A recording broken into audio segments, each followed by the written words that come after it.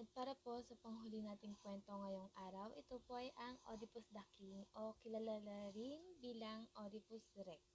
Isinulat po ito ni Sophocles. So, let's start. Ang kwentong ito ay magsisimula sa Kingdom ng Greece. Ang Kingdom ng Greece ay pinamumunuan ni Haring Laius at Reynang Jocasta. Mayroon silang isang anak. Ang kanilang anak ay pinanganak dito sa kanilang kaharian. Tapos isang araw na pagdesisyonan ng hari at reyna na pumunta kay Apollo upang mangamusta. Si Apollo naman nung nakita niya yung baby, yung sanggol, nakita niya agad yung propesya nito at sinabi niya agad to sa kay Haring Laius. Sinabi niya na yung anak mo, siya ang papatay sa'yo. Aasawahin niya ang kanyang ina at higit sa lahat ang magdadala ng sakuna sa kanyang nasasakupan. So, bilang ama, syempre, nasaktan siya na ganun agad yung mangyayari sa bagong silang niyang anak. Kaya naman napagdesisyonan niya na upang hindi na mangyari ang propesiya, ipapapatay na lang ito. Kaya hindi niya pa nasabi yun sa asawa niya. Siya hanggang sa nasa ano na sila, nung nakauwi na sila sa kanilang kaharian, kinausap niya yung asawa niya, pinaliwanag niya kung ano yung sinabi sa kanya ni Apollo, tapos nasaktan din yung asawa. Tapos edi nung nakapag-decide na sila na ganun na nga para matigil na, wala na silang magawa. Inutos, syempre bilang mga magulang, hindi naman nila kayang patayin mismo yung anak nila. Kaya inutos ni Haring Laius sa kanyang alipin, pero bago niya ibinigay ang kanyang anak, binutasan niya muna ito sa paa. Tapos ang sabi niya sa servant sa kanyang alipin na itiwarik, igapos patiwarik ang kanyang anak sa puno para kainin ng beast. Na pagkatapos itali sa puno yung paa, 'di ba nakatiwarik na yon, iiwanan para kainin ng beast. Kaso nga lang, nung ginagawa na yun ng servant, naawa siya sa baby. Syempre, umiiyak yun, tapos nakaganon, nakatiwarik. Hindi kinaya ng konsensya niya. Tapos sakto nun, may dumaan na hindi niya kilala, tapos hindi rin taga doon. As in, napadaan lang. Tapos yung, ano na yun, agad-agad niyang kinuha yung bata. Tapos, yung bata, ibinigay niya doon sa lalaking dumaan. Tapos, yung lalaking yon tinanggap niya rin agad yung baby. Sobrang bait niya. Imbis na papatayin, kinuha niya.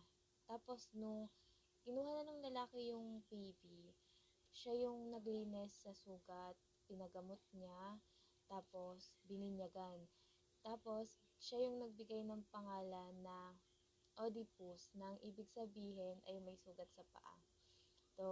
Tapos, syempre, mabait siya, pero hindi niya kaya yung pinansyal. Hindi niya kayang magpalaki ng isang sanggol, kasi mahirap lang siya. Kaya, sakto nun, hindi naman kasi 'di ba napadaan lang siya dun sa may bundok na yon. Nung napadaan siya doon, papunta siya sa kaharian ng Corinth. Tapos, yung baby, hindi niya kayang alagaan. Sakto, yung reyna at hari ng kaharian ng Corinth ay walang anak. Doon niya pinaampon. Tapos, syempre, natutuwa yung reyna na may sanggol. Tinanggap niya yung baby. Tapos, hanggang sa tumagal ng tumagal, hanggang nagsabinata na si Oedipus, lumaki si Oedipus na makisig, malakas, at matipuno. Tapos, nung nasa tamang gulang na siya, syempre walang naging anak yung reyna at hari ng sa kaharian ng Corinth. Kaya napagdesisyonan nila na gawing susunod na tagapagmana si Oedipus. Kaya nagkaroon sila ng selebrasyon para sa koronasyon. Tapos isang tao, 'di ba, ang saya-saya nila kasi koronasyon na ng prinsipe. Tapos yung isang lalaking 'yon, sumira lang naman ng atmosphere ng lahat kasi sinigaw niya na dapat hindi siya ang dapat na tagapagmana, hindi siya yung dapat na sunod na magiging hari kasi hindi naman siya taga doon. Tapos, after nung sumigaw nung lalaking yon doon sa mamamayan siya ng Corinth, edi, syempre, inutos ng hari na dakpin, paalisin. Tapos, syempre, nung narinig yun ni Oedipus, nagtaka siya kung bakit ganon. Tapos, pumunta siya sa hari. Sabi niya, bakit ganon daw yung sinigaw ng lalaki? Ano bang meron? Hindi niya matanggap. Ano bang meron? Bakit ganon? Syempre, yung hari, ayaw niya naman sabihin na, ampun ka. Sinabi niya, wala lang yun anak, huwag mong pansinin. Syempre, si Oedipus naman, hindi magpakali. Bakit ganon? Kaya pumunta siya sa Oracle ng Delphi. Para mas maunawaan natin, sila po yung Oracle ng Delphi, sila yung mga matatandang manghuhula na, yung manghuhula, sila talaga yung talagang may alam. Tapos, tinanong niya kung bakit ganun yung nangyari. Kaso nga lang, hindi sinagot nung tinanungan niya na isang siyang ampon ng reyna at hari. Bagkus ang sinabi niya dito, you shall kill your father, marry your mother, and live a shameful descent. So, nung narinig niya yun, edi mas nagimbal yung buhay niya. Sobrang mahal niya kasi yung reyna at hari. So, nung nalaman niya yon, parang ang sakit-sakit sa puso na propesya na kasi yun. Kaya dapat, naisip niya, bilang anak, tapos, para hindi matuloy yun, kailangan niyang lumayo. So, umalis siya. Umalis siya ng kaharian ng Corinth na nang walang paalam. Lumayas siya syempre, para hindi niya mapatay yung ama niya, hindi niya mapakasalan yung ina niya, tapos, para hindi na matuloy yung propesiya. Nung habang naglalakbay na siya, tinatahak niya na yung daan patungong Greece. May nakasalubong siyang mga nakasakay sa kabayo. Tapos, nung mga nakasalubong niyang yon, hindi niya alam na isa doon ang hari. Syempre, sa sobrang maluwag naman yung kalsada, pero syempre, di ba yung makabayo, ang dami ng makabayo. Tapos may isa kasing lalaki doon, isang lalaki na nakasakay doon sa may kabayo. Sinipa siya. Naglalakad lang naman siya, tapos sinipa pa siya, nagalit siya. Sakto nun, meron din siyang daladalang baston. Syempre, lumaya siya, anong daladala niya? May baston siyang hawak. Tapos may baston siya, ang ginawa niya, nung pagkatayo niya, hinampas niya ng baston niya doon sa ulo ng lalaki. Kaya nung pagkampas niya sa ulo, tumalsik. Tapos nung nakita yun nung hari ng grupo na yon, nung may mga kabayo, tinaas niya din yung espada niya. Ibig sabihin ng pagtaas ng espada, pagsugod, yung mga kasama niyang mga nasa kabayo, siguro mga kawal yon, sinugot si Oedipus. Pero ito si Oedipus, sobrang lakas nga niya, natalo niya lahat ng mga kawal, pati na rin yung hari, napatay niya. Kaso nga lang, may isang nakatakas, tumakbo. Pero hindi niya nahinabol kasi ang gusto niya lang naman na gumante. Hindi niya man ginusto na mamapatay ng tao habang naglalakad. So yun, nung nabigla siya na isa lang siya, tapos na natalo niya yung halos isang hukbo ng mga kalalakihan, doon siya nagtaka na sabi niya, ang lakas niya pala, may ganun pala siyang kakayahan. Habang naglalakad siya, patungo na siya doon sa, sa destinasyon niya, natutuwa siya kasi, ganun pala, kaya niya pala yung ganun. Tapos, nung habang naglalakad siya, may narinig siyang chismis sa, doon sa kaharian ng Thebes, mayroong monster. May monster. Sabi niya, ano kaya mayroon doon? Puntahan ko nga. Syempre, nakichismis siya para titingnan niya kung totoo nga ba yung chismis. Pumunta siya doon sa kaharian ng Thebes. Tapos, doon sa Thebes na yon, nandoon si Haring Creon at Reina Jocasta. Si Reina Jocasta, kapatid niya si Haring Creon.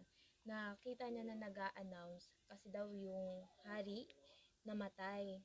Kaya nag-announce siya yung pagkamatay ng hari. Tapos, doon sa ino-offer niya na, di ba yung may monster, na kung sino man ang makakapatay sa monster na stink, ay bibigyan niya ng kayamanan. Tapos, magiging asawa ng kanyang kapatid na si Jocasta at magiging sunod na hari ng harian ng Thebes. So, syempre, natutuwa pa siya noon eh. Diba? Galing siya sa labanan tapos natalo niya yung maraming hukbo ng kalalakihan. E di, tinanggap niya yung challenge. Tinignan niya kung kaya niya nga ba yun. So, yung Sphinx na yung monster na sinasabi, imagination niyo, gawin niyo, ano niyo yung imagination niyo ha? Ulo siya ng babae, tapos katawan ng leon, tapos may pakpak ng ibon. Ayun, yung Sphinx na yun, matatagpuan siya sa bundok ng Thebes. Tapos si Oedipus, edi pumunta siya dun sa monster.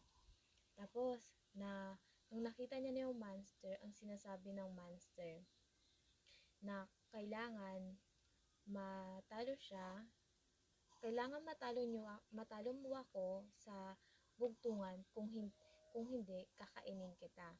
So, hindi lakas ng katawan, kundi lakas ng isipan ang paglaban sa monster na Sphinx.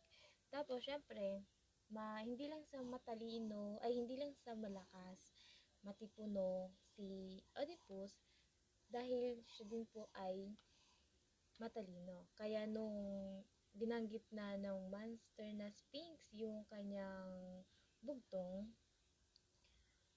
nasagot ito ng tama ni Oedipus. Kasi lahat ng mga pumupunta dun sa monster na yon, lahat mali ang sagot. Kaya pag mali yung sagot, kakainin niya. Kaya nung yung Sphinx na yun, ang lakas ng confident niya na hindi masasagot ni Oedipus yung tanong niya. Kaya excited na siya kainin si Oedipus. Pero nung nasagot ni Oedipus, nagulat siya. So, nung natapakan yung pride niya, nasaktan siya. Ganun kasi paniniwala niya eh. Basta may isang salita yung monster na yon. Nung nasagot siya ni Oedipus, yung sarili niya, siya, 'di ba, ibon siya, pero hinulog niya yung sarili niya sa may bundok. Nagpaikot-ikot siya hanggang sa namatay siya. So, in the end, nanalo si Oedipus. So, nung nanalo si Oedipus, naging isang hari na siya ng Thebes. Napangasawa niya ang kapatid ni Haring Creon. At naging mayaman siya. Tapos, yun, nung ikinasal siya, namuhay siya ng masaya, nagkaroon sila ng apat na anak, at ang mga pangalan nun si Adrical, Polynice, Antigone, at Izamini. So, nung ilang taon na kaligayahan na pagsasama nila, isang araw dumating ang itim na ulap. Ang itim na ulap kasi sa kanila ang ibig sabihin kasi nun ay may dalang kaguluhan, which is hindi sila nagkamali dahil nung dumating yung itim na ulap na yon, ang ang mga mamamayan sa harian ng Thebes ay nagkaroon ng mga sakit. At nung nagkaroon ng sakit, marami ang namatay. So, syempre, ang hirap nun sa isang lugar magkaroon ng sakit, nagkakahawaan na. E di yung mga mamamayan, saan pa ba sila hihingi ng tulong? E di sa kanilang hari. Pumunta sila sa kay Oedipus, naghingi sila ng tulong. Tapos bilang hari, responsibilidad ni Oedipus na gawa ng paraan niyon. Kaya naman, si Oedipus kasi that time ang pinaka-friend niya, nagkakatiwalaan niya ay si Creon. Kasi si Creon yung nagbigay sa kanya ng posisyon, ng asawa, tsaka ng kayamanan. Kaya inutusan niya si Creon na pumunta sa Oracle ng Delphi. Kasi nga, diba, ayun yung parang pinakakukuhaan nila lahat ng information. Kumbaga sa atin kasi, si Google. Pero sa kanila kasi, syempre, matagal-matagal na yon, tao na makapangyarihan, na matanda, na alam ang lahat. So, nagtanong doon kung ano ba yung pwedeng gawin para mawala yon. Kaso nga lang, hindi naman sinagot ng talagang diretsong sagot yung oracle ng Delphi. Sinabi niya lang, nagbigay lang siya ng clue na kailangan na managot doon, hanapin kung sino ang pumatay sa dating hari at palayasin sa lugar na iyon para mawala ang sakit na bumabalot sa kaharian ng Thebes. Ay kaso nga lang, hindi naman nila alam kung sino yung pumatay sa hari, tama ba? So, edi si Cleo naman, dire-diretso siya, pumunta siya sa pumunta na siya sa kaharian ng Thebes at binalita iyon kay Oedipus. Tapos, si Oedipus naman, nung nalaman niya yun, sabi niya, saan natin malalaman kung sino yung pumatay sa hari? So, ayun na yung clue eh. Binigyan na sila ng clue ng Oracle ng Delphi. Kaya naman, may naisip pa si Oedipus na tanungin ang pinakamatanda sa lugar na Manila. Siya si Tereslus. Siya yung pinakamatanda doon. So, kapag kasi dati, ay, diba yung mga paniniwala, kung sino yung pinakamatanda, siya yung parang maraming alam. So, nagtanong sila doon sa matandang yon. Tapos, yung sagot naman ng matandang yon, mas mainam na hindi mo alam para hindi ka magdusa.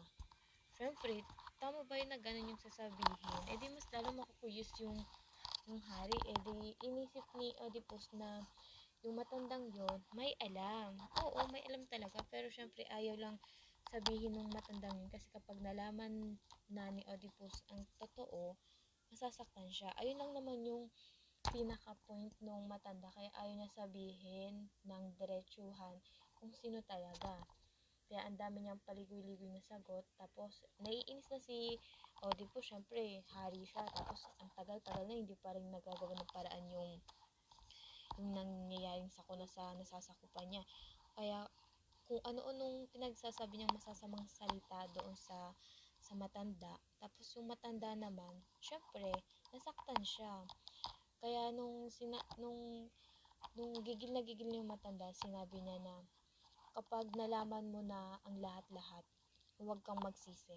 Yun lang. Tapos, nung pagkasabi ng matandang yun, pinadakip na siya ni Oedipus dun sa sa mga kawal. Tapos yun, pinaalis na, sinabi ni Oedipus na siguro may sakit lang sa utak yun.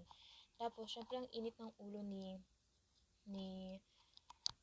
ang init ng ulo ni Oedipus. Tapos, ang kasama niya nun si Creon. Tapos, yung parang yung inis niya, napunta na kay Creon. Tapos, edi nagsasabutan na sila. Tapos, biglang lumabas si Queen Jocasta. Tapos, syempre, nakita niyang ganun yung asawa niya. Pinakalma niya. Tapos, kinausap niya na tumigil na kayo. Edi, yun, umalis na si Creon. Tapos, nung si Jocasta at saka si Oedipus na lang yung natira, mag-usap pa sana sila kaso nga lang biglang dumaan yung isang messenger. Yung messenger na mula sa kaharian ng Corinth, yung kaharian ng mga magulang niya, yung nagpalaki sa kanya. Yung sabi ng messenger na yung kanyang ama ay may malubhang sakit, kaya kinakailangan niyang bumalik sa kaharian ng Corinth. Kaso nga lang, tapos edi nag-usap na tapos, nung nalaman, kasi yung messenger nila doon, tao lang din, hindi pa cellphone. So, nung pagkasabi nun, biglang napaisip si Oedipus, sabi niya, kinausap niya yung asawa niya, sabi niya, hindi maaari na pumunta siya doon sa kaharian na yun, kasi nga, ayon sa propesiya, siya ang papatay sa kanyang ama, aasawahin niya ang kanyang ina, at magdadala ng sakuna. Tapos, syempre, ang sabi naman ni Jocasta, hindi naman totoong propesiya, huwag ka nang maniwala doon. Parang, syempre, pinapapalubag-loob lang doon sa asawa niya. Tapos, yung messenger na yun, narinig niya yung usapan ng mag-asawa. Tapos, edi, pumasok siya sa usapan, sabi niya, huwag kang mag-alala, aking mahal na hari, sapagkat ang iyong ama ay hindi mo totoong ama. Dahil ikaw po ay salang na kanilang ampon. Sabi naman ng hari ni Oedipus, paano mo nasabi yung mga ganyan? Sabi niya, ako kasi ang nagbigay sa iyo sa kanila.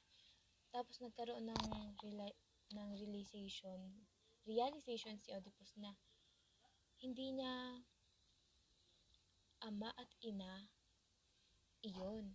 So, sino yung mga magulang niya? So, sa tanong yun, diba, nagtataka na siya. Sabi ni nung messenger, ako yung nagdala sa'yo nung bata ka pa. Kasi napadaan lang naman ako sa bundok. Tapos, may sugat pa yung paa mo nun. Tapos, ang reyna at hari ng kaharian ng Corinth ang umampun sa'yo.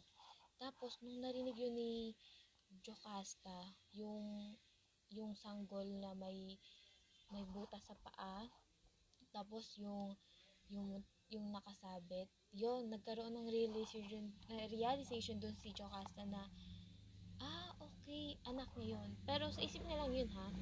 Nung nalaman niyang doon niya nalaman na yun pala yun, alam niya na si Oedipus anak niya. Pero hindi niya sinabi. Tapos sabi ni Oedipus, kailangan kong malaman kung sino ang totoo kong mga magulang. Pero ano yun, na nagpapanik na, nag-hysterical na si Jocasta. Sabi niya, huwag mo nang alamin pa. Basta nakikipagtalo siya. Yung parang, diba kalmado lang sila nag-usap ni Oedipus. Tapos bigla siyang naging parang sinaniban ng kung ano-ano. Tapos nagtaka dun si Oedipus na bakit ganon. So, yung nararamdaman ni Jocasta, naghalo-halo na. Hindi niya na kinaya. Pumunta siya doon sa kwarto. Tumakbo siya sa silid nila. Tapos nagtaka si Oedipus na bakit ganun yung naging reaksyon ng kanyang pinakamamahal na asawa. Tapos, nag-uusap si Oedipus, tapos yung messenger, nag-usap silang dalawa na ang sinabi niya, kung ikaw ang nagdala sa aking mga magulang, natatandaan mo ba kung sino ang nagbigay sa'yo? Kung sino ang nagbigay sa'yo nung ako'y baby pa? Yun yung sinabi niya. Tapos sabi nung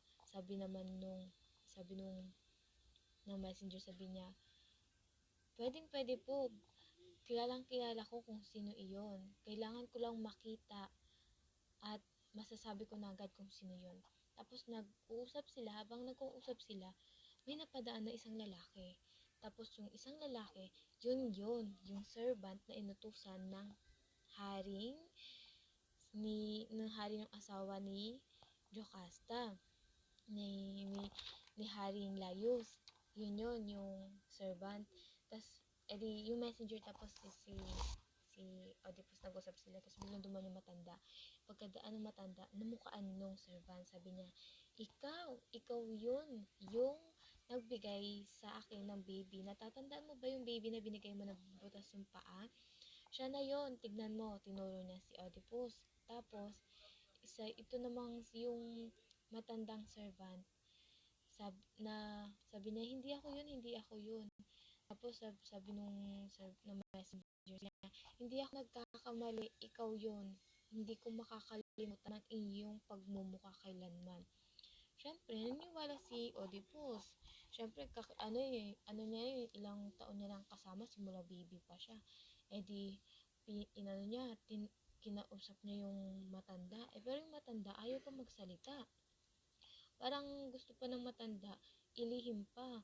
Syempre, nagagalit na yung hari. Kasi diba hari na doon, si Oedipus. Nagagalit na siya. Sabi pa ni Oedipus, kapag hindi mo sasabihin sa akin ng katotohanan, ikaw ay mamamatay. So, sa takot niyang mamatay, kwento niya yung totoo. Tapos, nung pagkakwento niya ng totoo, doon nalaman ni Oedipus na ina niya si Jocasta. Tapos, yung hari na nalaman niyang siya yung anak nung hari na pinatay niya kasi natandaan niya din yung papunta pa lang siya sa Greece, may nakasalubong siyang grupo ng mga nakakabayo, tapos may isang hari doon. Ayun yung hari na napatay niya.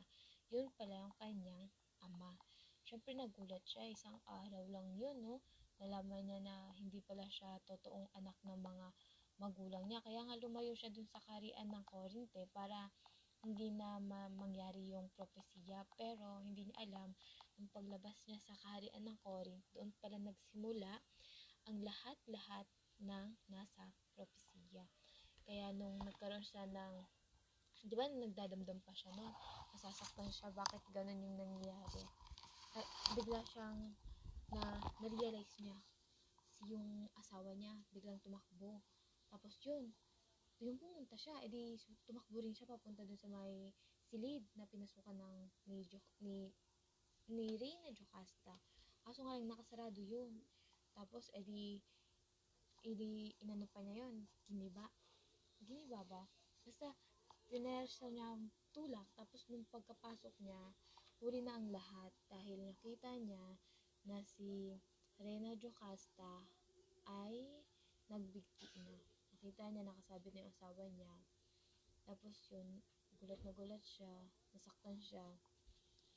Nakita niya yung salamin doon sa may dress ng asawa niya na ina niya. Asawa niya na ina niya, si Jocasta. Nakita niya doon sa details ng dress na yung salamin. Kinuha niya yon, diba nakasabit yung babae. Kinuha niya yung salamin dun sa dress, tapos tinusok niya yung dalawa niyang mata. Kasi, syempre, nagsisisi siya na ginawa niya naman lahat ng paraan upang hindi matuloy ang propesya, pero wala nangyari talaga. Kaya parang nandidiri sa sarili niya, kaya ayaw niya na bumukas pa muli ang kanyang mata para makita ang paligid. Kaya dapat inisip niya na hindi siguro mangyayari yun kung wala siyang nakikita. Kaya nung after ng realization na yon, para syempre isa siyang mabait na hari, edi yun niya, tawag nung pumunta siya sa nung may 4 siyang anak, yung isang anak niya, ayun yung naghatid sa kanya palabas na kasi napagdesisyonan niya na syempre bilang hari ng kaharian ng Thebes, para mawala yung sakuna, yung sakit, kailangan umalis ng pinaka-kriminal. Sino ba yung kriminal na pumatay sa hari? Diba siya? Kaya diba, yung siya na yung nasaktan, siya na yung naging bal sa lahat na nangyari. Pero, iniisip pa rin niya yung kapakanan ng kanyang mga mamayan. Kaya umalis siya ng kaharian ng Thebes para mawala na rin yung sumpa o yung sakuna sa lugar nila. Kaya, nung umalis na siya, sa 4 niyang anak, isa lang yung naghatid sa kanya hanggang gate. Tapos, doon nagtatapos ang ating kwento. Nakakalungkot na si Oedipus, isang mabait at isang totoong hari talaga. Kasi syempre 'di ba, wala naman siyang kaalam-alam talaga from the first. Pero nung nagkaroon siya ng idea, pinilit niya namang takbuhan yung propesiya, pero hindi talaga yun talaga yon. Kaya yung dito, kailangan niya nang mag-move on, umalis sa lugar na yun para mawala na yung sakit at gumaling na yung mga mamamayan niya. So, let's go to the characters in Oedipus Rex. First, si Oedipus, ang hari na pinanganak sa kaharian ng Greece, na napunta sa kaharian ng Corinth at namuno sa kaharian ng Thebes. Napakabait, napakalakas, at masasabing tunay na hari si Oedipus. Sunod naman si Laius. Ito yung kanyang ama nung nalaman na napagdesisyonan na ipapatay ang kanyang anak upang hindi na matuloy ang propesiya. Pero wala man nagawa, ang anak niya pa rin ang nakapatay sa kanya. Si Jocasta, ang kanyang ina, na naging asawa pa. Si Jocasta kasi, nung napangasawa siya ni Oedipus, kahit matanda na siya, maganda pa rin siya, tapos kaya niya pang mag-anak. Kaya, iyon, naging asawa siya, tapos in the end, hindi nila kinaya. Ganun nangyari. So, tragic lang talaga. Tapos si Creon, na ang pinaka-kaibigan ni Oedipus sa lahat. Pero, ang pinaka-role pala dito ni Creon ay ang kanyang tito. Tito niya pala yun. Hindi niya nalaman. Nalaman niya nung si Jocasta pala ay kanyang ina. And then next is team. Dako na tayo sa team. First is faith and free will. Yung faith kasi, 'di ba? Hindi lahat ba tayo dito naniniwala sa tadhana? Maaari ang iba, oo, pero yung iba naman hindi. Pero dito kasi sa kwento na to, ang nag-focus talaga siya sa buhay ni Oedipus, sa kapalaran ni Oedipus, at ang free will. Kung, kasi na kay Oedipus yun, kung ano ba yung kilos na gagawin niya. 'Di ba? Lahat ng yon gustuhin niya man lang na maiwasan, pero hindi talaga. Nangyari talaga yon. Next is self-discovery. Nung syempre nung sobrang lahat nasa kanya na kasi nung anak siya ng Reyna at Hari sa kaharian ng Corinth. Syempre, hindi naman siya nagugutom noon. Syempre, prinsipe na siya noon. Tapos, nagkaroon siya ng pagkakaroon ng kaalaman sa sarili niya nung umalis siya na yung nakasalubong niya yung mga grupo ng mga lalaki na nakaya niya pala na matalo yung maraming tao na yon, tapos laban lang sa sarili niya. Siya lang mag-isa, tapos nakalaban niya lahat ng yun, di ba? Nagkaroon siya ng realization na, okay, kaya kong maging malakas. Ang lakas-takas ko. Kaya, nagiging proud siya doon. So, next naman is yung blindness, yung kabulugan ng lahat-lahat. Nung hindi niya man lang, nasa harapan niya na, pero hindi pa niya alam. Yung asawa niya, nagkaroon na sila ng anak, pero, in the end, malalaman niya, sa dulo pa pala, na yung ina niya, na pangasawa niya, diba, nagkaroon sila ng hindi klaro, kasi wala naman siya talagang alam. Next is incest. Alam ko namang alam natin itong lahat, yung pagkakaroon ng more than in a relationship na pinagbabawal na relasyon sa pamilya, yung mga yung sobra-sobra na, yung ina niya na, tapos asawa pa niya. At ayun yung pinakalas nating team. At dito nagtatapos ang ating talakayan. Maraming salamat sa inyong pakikinig. Kung sino po ang may tanong, clarification o suggestion, maaari niyo po akong i-chat sapagkat wala ko sa klase ngayong araw. Namo po, maraming salamat. At Merry Christmas. Goodbye po.